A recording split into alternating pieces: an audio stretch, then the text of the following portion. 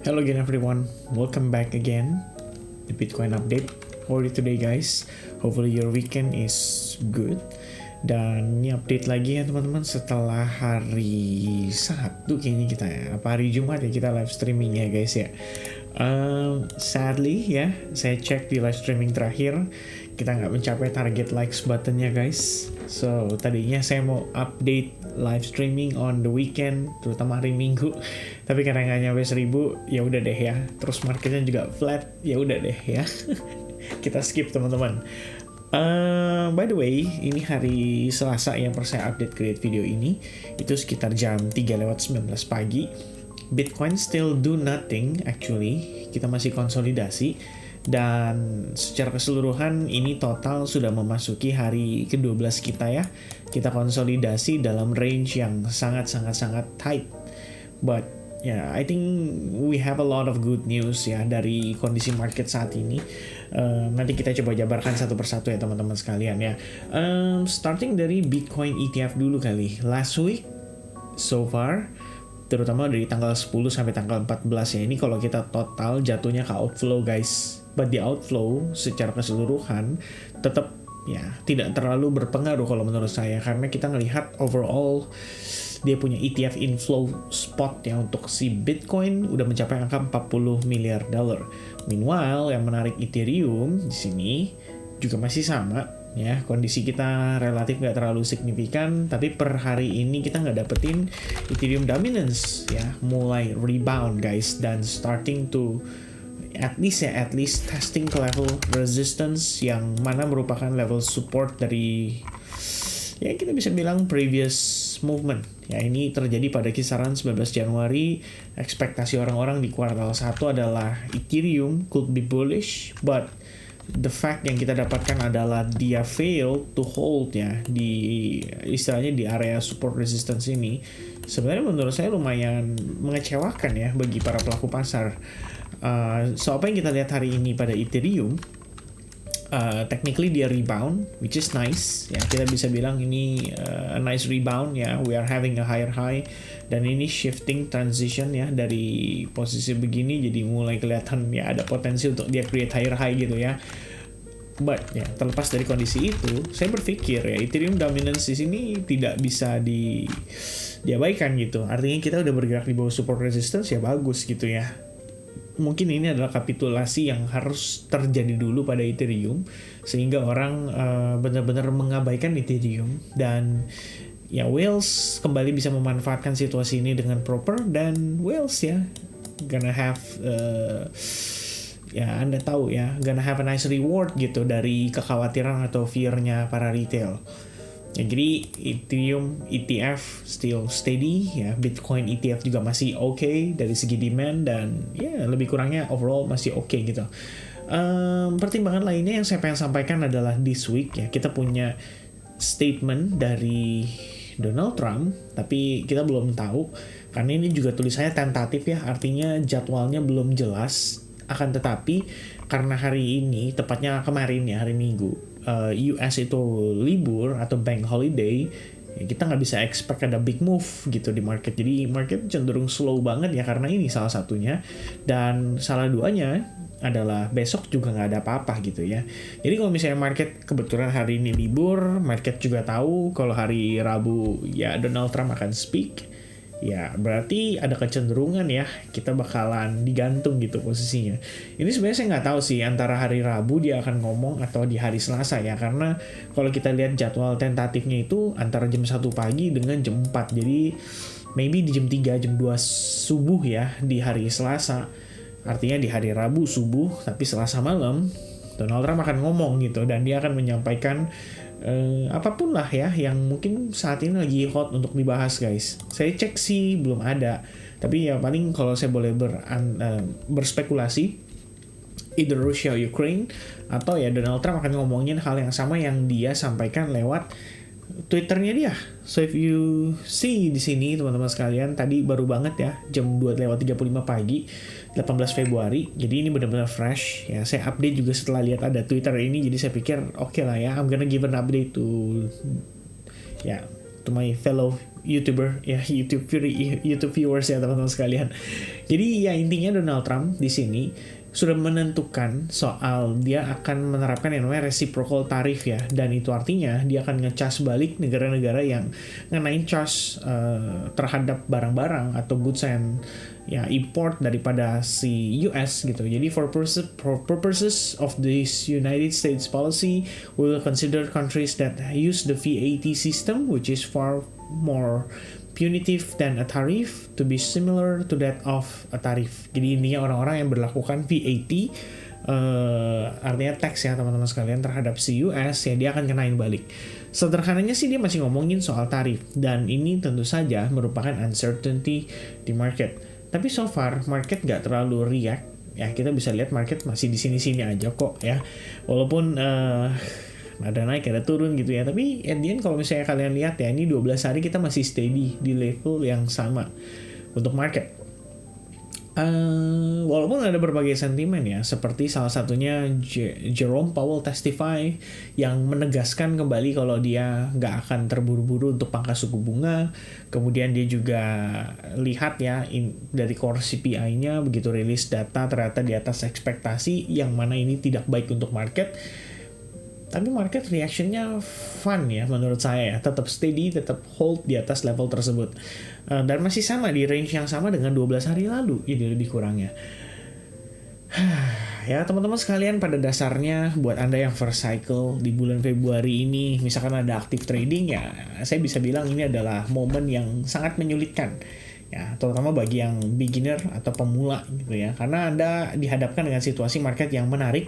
Ya, begitu masuk tanggal 1 kita ngelihat ada penurunan, tanggal 2 ada penurunan, kita bisa anggap itu sebagai part of retest ya daripada si high end, maksudnya daripada si trend line tersebut. Dan benar saja, karena pada tanggal 3 ini kita ngelihat ada bantingan, ini setelah pengumuman Donald Trump memberlakukan tarif dagang pada tanggal 31 Januari, kemudian direspon negatif oleh market di hari Senin, ada bantingan signifikan, and then recovery seketika. Dan kalau kalian lihat recovery-nya di mana ya, tetap di atas trend line tersebut. So actually it's good gitu.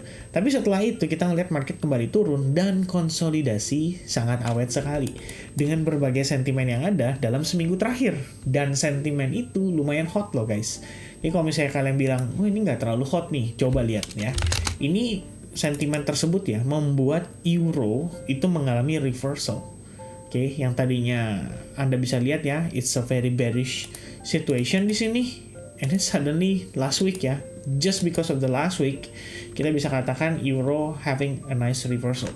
Oke, itu berarti apapun yang terjadi pada US saat ini, secara sentimen itu membangkitkan apa ya kalau kita bisa bilang ya, masa saya bilang dorongan atau semangat gitu kan, kayak nggak masuk akal ya, nggak cocok gitu kayaknya ya. Tapi lebih kepada dorongan untuk market mengambil ya decision yang major, sehingga dari segi fundamental makro aja kita bisa melihat bahwa ada fundamental macro shifting. Dan kalau misalkan kita ngelihat euronya mengalami reversal, itu artinya DXY-nya atau dollarnya juga having a reversal atau potential reversal. Nah, at least kalau kita lihat dari perspektif 4 hour ya, dari yang sebelumnya, mungkin Anda bisa anticipate, wow ini what a nice rally dari dollar index, and then we have a retracement. Of course ekspektasinya adalah create higher high, but then what happened next adalah it failed ya, breaking the trend line, creating lower low, and then kalau ya sometime this week kita nggak dapetin DXY kayak gini, of course ekspektasinya adalah dia testing lagi ke level yang lebih rendah gitu.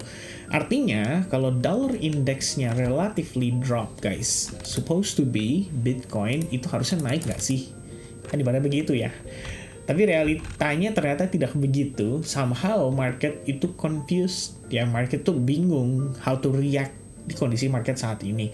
Jadi ada lagi sentimen positif. Ini informasi dari Cynthia Lummis ya, dia ngomong ini di tanggal 16 guys, tepatnya jam, ya saya nggak tahu nih jam 8 PM itu waktu mana gitu ya, karena diambil dari salah satu artikel lah yang ada di tadi Bitcoin News kalau nggak salah ya. Bitcoin fixes this. A Bitcoin reserve could be audited anytime 24/7 with a basic computer. It's time to upgrade our reserves. Dia komen dan merespon Elon Musk yang lagi komentarin zero hedge dan ngomongin soal budget seputar militer. It is crazy guys ya actually. Jadi Cynthia Lummis responding orang terdekatnya Donald Trump saat ini, which is Elon Musk. So it's crazy, ya kan? It's crazy teman-teman. Dan how the market react? Nothing. Somehow market hanya sideways. Jadi memang ini kalau saya bisa bilang ya guys ya, ada satu posisi di mana kita mengatakan bahwa ini ada dalam keadaan tahap build up.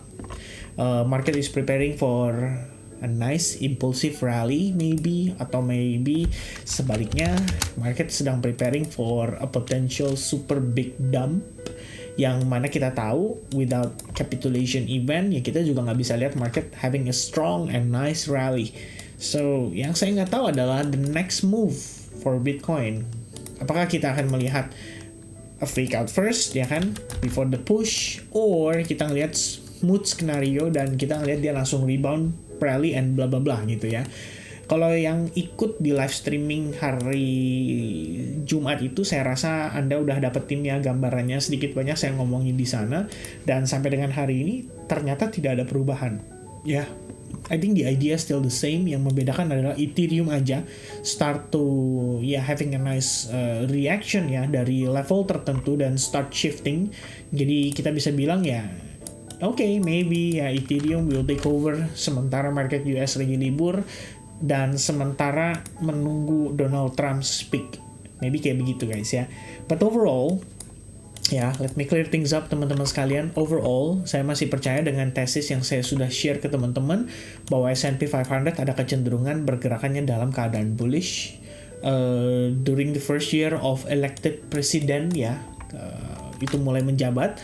Jadi kalau misalnya kita korelasikan dengan situasi dari Bitcoin dan Bitcoin lagi konsolidasi, I think it's fine ya. Mungkin kita harus lihat memang S&P 500 dan Nasdaq break dulu nih. Kalau Nasdaq sih technically per hari ini udah create all time high yang baru ya. All time high yang baru itu dengan highest point di 22.200 I believe ya, more than that. And then kita ngelihat dia having a small rejection. Meanwhile S&P 500 cuman a few point away dari new all time high. So kalau misalkan mereka yang lagi dapat money flow and then Bitcoinnya sideways karena mereka lagi fokus terhadap US equity, okay ya, I think that's explain everything teman-teman, why the market still consolidating ya. But for now jika Anda bertanya ya what is the next catalyst, maybe Trump speak bisa jadi the next catalyst, even though last week Donald Trump juga speak, tapi technically speaknya bagus banget ya. Kita tahu berhubungan dengan Russia, Ukraine, it's a very good news ya, karena menghilangkan sentimen geopolitik itu bagus banget. Artinya uncertainty-nya berkurang. Tapi market doesn't have any reaction ya. Another good news-nya adalah ketika Donald Trump mengumumkan bahwa tarifnya itu akan diberlakukan per April. Artinya kita punya waktu guys. Dan ternyata market still do nothing. So this week Donald Trump akan ngomong, tapi apa yang dia omongin menurut saya teman-teman sekalian ya, either itu jadi katalis or market still consolidating. Oke, kalau ada yang tanya ke saya, Vin, ada FOMC meeting minutes, ingat ini adalah report dari pertemuan di Januari. So ini nggak akan ada pengaruh apa-apa terhadap market ya. Itu based on my own experience juga guys ya. Paling this week ya, even dari data sekalipun juga nggak ada yang paling hot ya, kecuali si PMI yang akan dirilis di hari Jumat, karena ini berhubungan dengan kondisi perkembangan ekonomi suatu negara, termasuk Michigan one year inflation ya, yang waktu itu bikin market goyang juga. Jadi kita belum tahu, nanti belum kelihatan ya gimana hasilnya. Forecastnya sih masih sama, but if it changes ya, mungkin gara-gara retail sales ya kan, who knows, maka market bisa respon dalam keadaan positif ya. Probably itu bisa jadi salah satu pertimbangan ya untuk saat ini. So this week you can expect that volatility datang dari tanggal-tanggal tersebut ya, dari hari Selasa, Rabu, dan terakhir hari Jumat. Selebihnya market still do nothing. Saya juga share ke teman-teman di SAG bahwa ya apa yang kamu lihat saat ini ya, technically we don't have any higher high, we don't have any lower low, dan kita hanya di dalam aja, having a nice consolidation ya. Dan seperti yang saya sampaikan, my personal belief ya teman-teman, bahwa ya market still can be bullish ya untuk dengan kondisinya saat ini. Kita hanya tinggal perlu tunggu sabar sampai ada next big move-nya ya. Dan next big move-nya bisa aja fake out dulu karena itu merupakan habit dari Bitcoin. Best case scenario adalah lihat dia langsung rally ya. Jadi kalau misalkan let's say di fake out dulu, market dibanding dulu, nah that's your discount. Oke, jangan tanya saya lagi bisa naik atau enggak, karena kita nggak pernah tahu teman-teman sekalian. Tapi ya, if dari segi makronya mendukung, menurut saya sampai dengan saat ini masih mendukung, ya tinggal, artinya kita tinggal sabar-sabar aja sih, kalau menurut saya. Oke, so ya sementara itu update dari saya teman-teman. Thank you so much ya for waiting. I'm gonna give you guys an update on altcoins today. Lebih tepatnya nanti, mungkin sore atau malam ya. Just let me know di kolom komen.